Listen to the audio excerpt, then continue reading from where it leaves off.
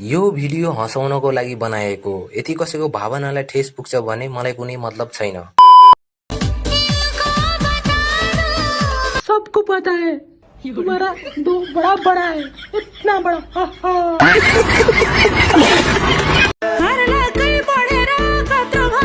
ओहो केटीको पनि हुने रहेछ, यत्रो ठुलो कोसो, बाप रे बाप, यति लामो छ है।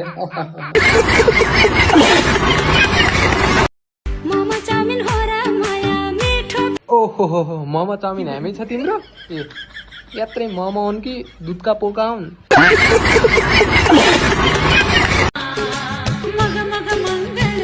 हेर हेर यो कुर्ताको बेजत गरी फाली, पक्कै मंगल घरौमा जन्मेकी केटी हो यो। यत्रा हेर न जाँडा।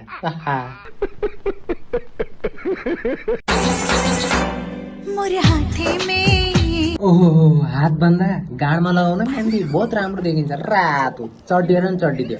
आहा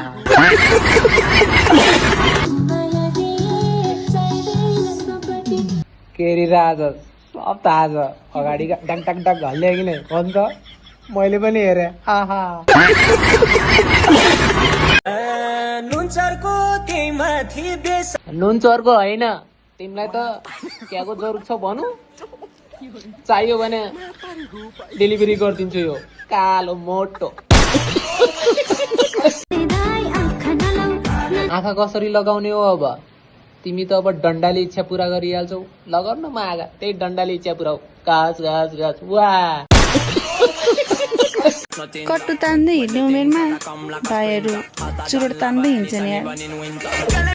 प्याड लगाउने उमेरमा बहिनीहरू बेङ्गलोरमा गएर गाड हल्लाइरहने यार। स्कूल में अपनी मैम को कैसे पटाए? 4 हैक्स। फर्स्ट, जब मैम क्लास में एंट्री करे तो बोले चलती फिरती कोकेन है कोकेन। मैम ये सुनकर मुस्कुरा देंगी और आपका ध्यान नोटिस करेंगी। सेकंड, जब मैम अटेंडेंस ही ले रही हो तो आपको प्रेजेंट मैम की जगह प्रेग्नेंट मैम बोलना है। पूरा क्लास हंसी में डूब जाएगा और मैम का ध्यान आपकी तरफ जाएगा। थर्ड, जब मैम पूछें होमवर्क क्यों नहीं किया तो जवाब में गाना गा दे, तेरी यादों में खोया रहता हूँ मुझको डसती है तन्हाई। मैम समझ जाएंगी कि आप उन्हें लाइक करते हैं। फोर्थ, जब मैम पढ़ा रही हो तो अचानक उनके गाल पर एक किस देकर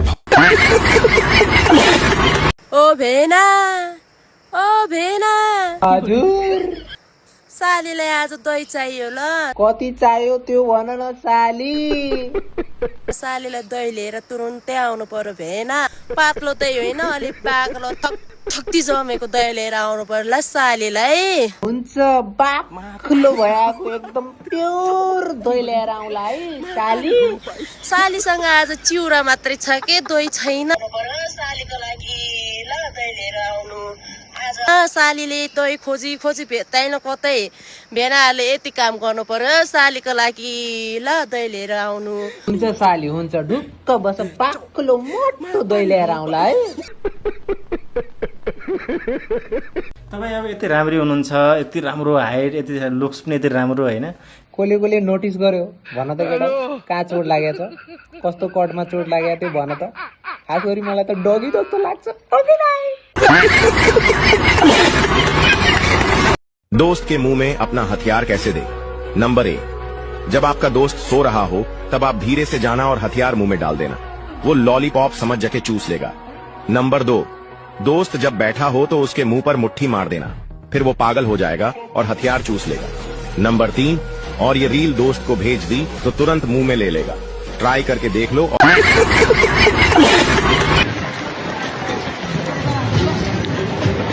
हामीलाई थाहा छ पोका देखाउन खोज्याउ, ठुल्ला पोका। आहा